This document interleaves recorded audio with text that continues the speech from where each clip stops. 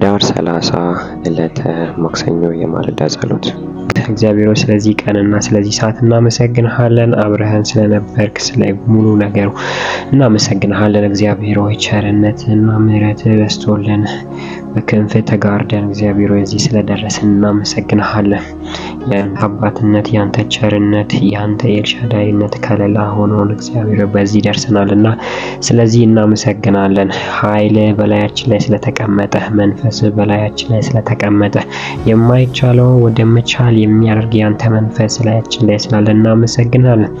ካንተ የተነሳ እግዚአብሔር ሆይ እኛ እንጸናለን። ካንተ የተነሳ ደስተኞች ሆነን እንቀጥላለን። ካንተ የተነሳ እግዚአብሔር ሆይ ህይወታችን ይቀጥላል፣ መለምለማችን ይቀጥላል፣ መበርታታችን ይቀጥላል። ምክንያቱም አንተ ብርታታችን ነህ፣ አንተ ኃይላችን ነህ። ስለዚህ እናመሰግንሃለን። እግዚአብሔር ሆይ ደግሞ እጸልያለሁ በጌታ በኢየሱስ ክርስቶስ ስም ደመናን አይተን ሳይሆን አንተ የምናምነው ጌታ ሆይ የሆነ ምልክቶችን አይተን ሳይሆን ምንም በሌለበት ምድረ በዳ ላይ ጌታ እንታመንሃለን። ምክንያቱም እግዚአብሔር ሆይ ከምልክቶች በላይ አንተ ትሰራለህ። ሊሆኑ ከሚችሉ ከሚመስሉ ምልክቶች በላይ እግዚአብሔር ሆይ አንተ ቃል ሲናገር እንደዚህ ይላልና ታዲያ ባለበገናው በሚደረድርበት ጊዜ የእግዚአብሔር እጅ በኤልሳ ላይ መጣ፣ እንዲህም አለ። እግዚአብሔር የሚለው እንዲህ ነው፣ በዚህ ሸለቆ ብዙ ጉድጓዶችን ቆፍሩ። እግዚአብሔር እንዲህ ይላልና ንፋስም ሆነ ዝናብን አታዩም፣ ሸለቆ ግን በውሃ ይሞላል። እናንተ የቀንድ ከብቶቻችሁ፣ ሌሎች እንስሳቶች ትጠጣላችሁ። ይህ በእግዚአብሔር ፊት ቀላል ነገር ነው። ሞዓባውያንም በእጃችሁ አሳልፎ ይሰጣችኋል። የተመሸጉት ከተሞችና ያማሩትን ከተሞች ሁሉ ድል ታደርጋላችሁ። ውብ ዛፎቻቸውንም ሁሉ ትቆርጣላችሁ፣ ምንጮቻቸውን በሙሉ ትደፍናላችሁ። መልካሙን እርሻ በድንጋይ ታበላሻላችሁ። በማግስቱ መስዋዕት በሚቀርብበት ጊዜ እነሆ ከኤዶም በኩል ውሃ እየጎረፈ መጣ፣ ምድሪቱንም ውሃ በውሃ ሆነች። በዚህን ጊዜ ነገስታት ሊወጓቸው መምጣታቸውን ሞዓባውያን ሁሉ ሰምተው ነበርና ልጅም ሆነ ሽማግሌ መሳሪያ መያዝ የቻለ ሁሉ ተጠርቶ በመውጣት በጠረፍ ላይ ይጠባበቁ ጀመር። በማግስቱ ጠዋት ማልደው ሲነሱ ፀሐይ በውሃው ላይ ታንጸባርቅ ነበረ።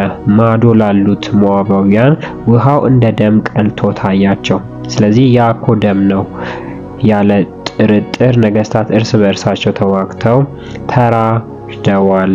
እንግዲህ ሞዓብ ወደ ምርኮ ዙር ተባባሉ ይላል። ጌታ ሆይ በኢየሱስ ክርስቶስ እናመሰግንሃለን። ጠላት እንኳን እግዚአብሔር ሆይ ሊገምት ከማይችልበት ቦታ ህዝብህን ጥማቸውን ታረካለህ። እግዚአብሔር ሆይ ባሪያዎች ተስማምተው ጠላቶቻቸውን ለመምታት በሚሄዱበት ጊዜ ውሃ በሌለበት ቦታ፣ ምድረ በዳ በነበረበት፣ ምንም የሚታይ ደመናም ሆነ ዝናብ በሌለበት ቦታ እግዚአብሔር ሆይ ከጉድጓድ ውስጥ ከሸለቆ ውስጥ እግዚአብሔር ሆይ ውሃ ግን እንዳልጠፋ ጎርፍ እየጎረፈ መጥቶ እግዚአብሔር ውሃ በውሃ እንዳደረገ አባት ሆይ ጸልያለሁ። ደግሞ ጠላቶች በረከቱ ወይም ውሃው ደም መስሏቸው እንደታየ የጠላት እጅ በራሱ ወጥመድ ውስጥ እንደገባ እግዚአብሔር ሆይ እንጸልያለን በጌታ በኢየሱስ ክርስቶስ ስም። ይሄም ነገር ላይ ላንተ ቀላል ነው፣ የኛም ሁኔታ ላንተ ቀላል ነው።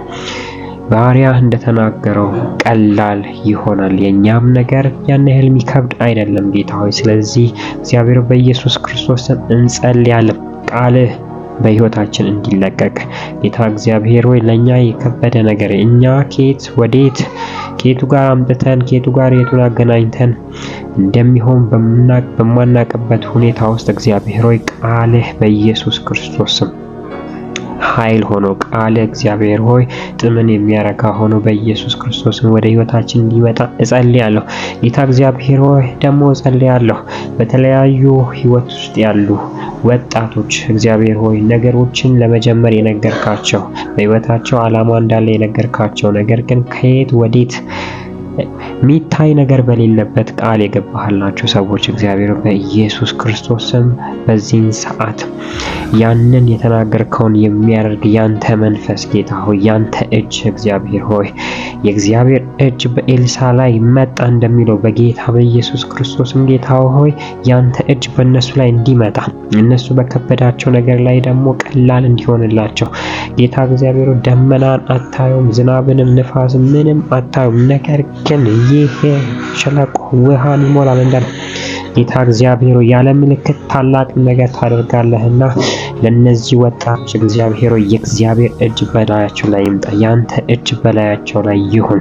የከበዳቸው ነገር ይቅለላቸው። ጌታ እግዚአብሔር ሆይ ጌታ እመጣለሁ ያሉት ነገር በኢየሱስ ክርስቶስ ስም ምንጩ ከማይታወቅ እግዚአብሔር በኢየሱስ ስም ባርካቸው። በኢየሱስ ስም ይሁንላቸው። አባቶችም እንደዛው ጌታ እግዚአብሔር ሲጸልዩ የነበሩ ሲተጉ የነበሩ ቃል የገባህላቸውን ነገር ታደርግ ዘንድ እጆች በላያቸው ላይ እንዲሆን እጸልያለሁ። የሚሰሩ ሰራተኞች ጌታ ሆይ በኢየሱስ ክርስቶስም ያንተ እጅ በላያቸው ላይ ይሁን። ከባድ መስሎ የታየው ነገር ይቅለላቸው። ጌታ እግዚአብሔር ሆይ የሚማሩ ተማሪዎች በጌታ በኢየሱስ ክርስቶስም በተለያየ ኦፖርቹኒቲዎችን የተለያየ እድሎችን የተጠቀሙ የሞከሩ ያሉ አንተ የነገርካቸው ጌታ እግዚአብሔር በኢየሱስ ክርስቶስም እጅ በላያቸው ላይ ይቀመጥ። አይምሯቸው ይከፈት፣ ህይወታቸው የጸና ይሁን በጌታ በኢየሱስ ክርስቶስም። አባት ሆይ ደግሞ ጸልያለሁ በቤተ ክርስቲያን ውስጥ የሚያገለግሉ ብዙ ተስፋ የገባህላቸው ያንተ እጅ በላያቸው ላይ ይምጣ።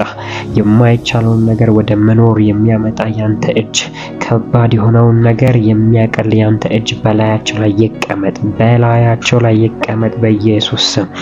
አባቶ ይህ በኃይል እላያቸው ላይ እንዲሰራ በኃይል ራሳቸው ላይ እንዲመጣ በጌታ በኢየሱስ ክርስቶስ ስም እጸልያለሁ። አባቶ ይህንን ስለምታረግ እናመሰግንሃለን። ያንተ እጅ ነገሮችን ስለሚያቀል እናመሰግንሃለን። ያልከን ውሸት ስላልሆነ ካለ ምልክት ግን የምትሰራ እጅህን የምትልክ ትልቅ አምላክ ስለሆንክ እናመሰግናለን። በጌታ በኢየሱስ ስም አሜን።